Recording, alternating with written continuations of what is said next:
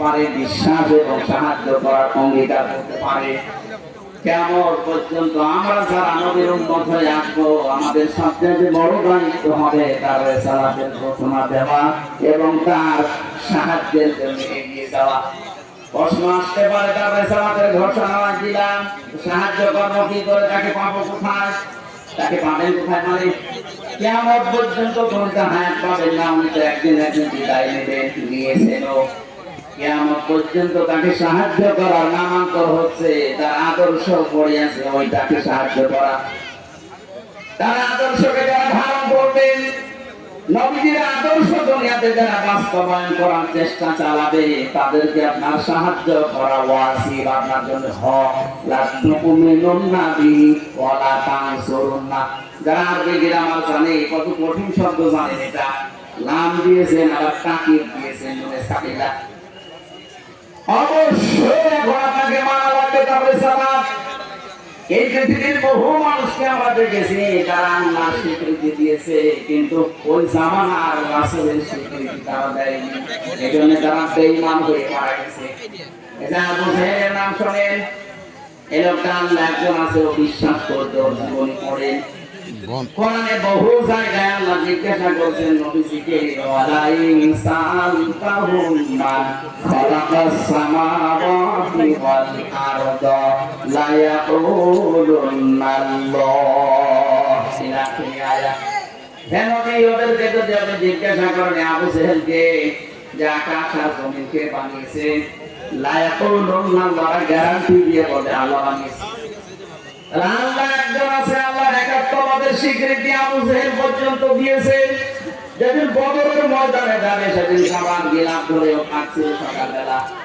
ডাক দিয়ে বলেছে, কাবার মালিক তুমি আছো, আমি জানি। মুহাম্মদের বিরুদ্ধে অস্ত্র নিয়ে যাচ্ছি বদরের ময়দানে যুদ্ধ করার জন্য। সত্যের পক্ষে যে আছে তাকে তুমি বিজয় দিয়ে দিও। কি ওটা সত্যের পক্ষে ছিল না, সত্যের পক্ষে যিনি ছিল আল্লাহ তাকে বিজয় দিয়ে দিয়েছিলেন। এরকম একটা দুইটা না, বহু ইতিহাস আমাদের জানা আছে। ফেরাউনের ইতিহাস অনেকে শোনেন, কিন্তু শিক্ষাটা এখান থেকে নেন না। এই লোকটা আল্লাহ একজন আছে কিন্তু বিশ্বাস করেছিল। শেষে এসে একেবারে শেষে দিয়ে বলেছিল, হাত্তা ইযা আদরাকাহুল গরকু ক্বালা আমানতু আন্নাহু লা ইলাহা ইল্লাল্লাযী আমানাত বিহি বানু ইসরাঈল। ইলা আখির আয়াত। আমি কেন পড়ছি, বাংলাদেশের সাথে আমার অনেক মিল দেখতে পাচ্ছি। এই জন্য এদেশে বহু মানুষকে আপনি জিজ্ঞাসা করবেন, রিসালাতের স্বীকৃতি দেওয়ার জন্য রাসূলের জীবনী অনুযায়ী কাজ করতে, ও বলবে কি, আমি কি নামাজ পড়ি না, আমি কি রোজা রাখি না, আমি হজ করে এসেছি, আমি দান সদকা করি। কুমিল্লা বাসীদের চারটা কথা বললাম, চারটা কথায় তার হুকুম। নামাজ পড়া, রোজা রাখা, হজ করা, দান করা, এই চারটা কার বিধান? আরো জোরে বলেন। এই বিধান তিনি দিয়েছেন, তিনি তো বললেন লা তুমিনুন্না বিহি ওয়া লা তানসুরুন্না। নবী আসবে, তাকে বিশ্বাস করবা, তার স্বীকৃতি দিবা। এই যে ফেরাউনের কথা কেন বললাম, বাংলাদেশে এই বিশ্বাসে যারা আছেন তাদের কিন্তু ফেরাউনের মতো মরণ হবে। আপনাকে আমি বাঁচাতে চাই।